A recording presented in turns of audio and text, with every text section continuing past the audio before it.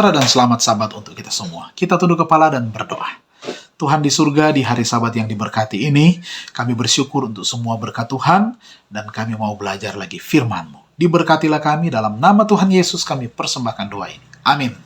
Judul renungan firman Tuhan pada saat ini adalah Anak Domba. Ayat inti berbunyi demikian.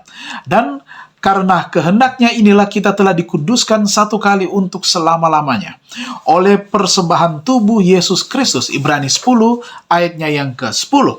Tuhan kita telah mengatakan, jikalau kamu tidak makan daging anak manusia dan minum darahnya, kamu tidak mempunyai hidup di dalam dirimu. Karena dagingku adalah benar-benar makanan dan darahku adalah benar-benar minuman. Hal ini berlaku juga pada keadaan jasmani kita. Kepada kematian Kristus, kita berutang untuk hidup di dunia ini sekalipun. Roti yang kita makan dibayar dengan tubuhnya yang sudah dipecah-pecahkan. Air yang kita minum dibeli dengan darahnya yang sudah dicurahkan. Tidak pernah seorang pun, orang saleh atau orang berdosa, makan makanannya sehari-hari, kecuali ia diberi makan oleh tubuh dan darah Kristus. Salib di Golgota tertera pada setiap ketul roti. Dan lebih benar pula perkataan Kristus itu berkenaan dengan sifat rohani kita.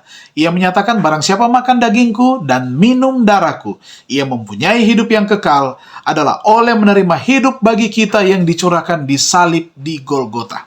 Kita dapat hidup suci. Dan hidup ini kita terima oleh menerima perkataannya, oleh melakukan perkara-perkara yang telah diperintahkannya. Dengan demikian kita menjadi satu dengan Dia. Karena barang siapa makan dagingku, katanya, dan minum darahku, ia tinggal di dalam aku, dan aku di dalam dia. Sama seperti Bapa yang hidup mengutus aku, dan aku hidup oleh Bapa, demikian juga barang siapa yang memakan aku, akan hidup oleh aku. Untuk perjamuan suci, ayat-ayat ini dikenakan dalam pengertian khusus. Nah, bila iman merenungkan pengorbanan Tuhan kita yang besar itu, jiwa menyerap kehidupan kerohanian atau rohani Kristus. Jiwa itu akan menerima kekuatan rohani dari setiap perjamuan suci. Upacara itu membentuk suatu hubungan hidup yang olehnya orang percaya disatukan, katanya, dengan Kristus, dan dengan demikian disatukan juga dengan siapa? Dengan Bapa kita.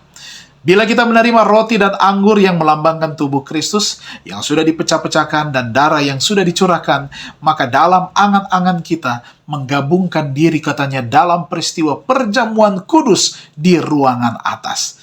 Kita menyaksikan pergumulan yang olehnya perdamaian kita dengan Allah diperoleh. Kristus dinyatakan tersalib di antara kita. Sambil memandang kepada penebus yang sudah disalibkan, kita lebih mengerti besarnya dan maknanya pengorbanan yang diadakan oleh Yang Maha Mulia di surga. Rencana keselamatan dimuliakan di hadapan kita, dan pikiran tentang Golgota menggugah hidup dan emosi yang suci dalam hati kita. Puji-pujian kepada Allah dan Anak Domba akan ada dalam hati kita dan pada bibir kita.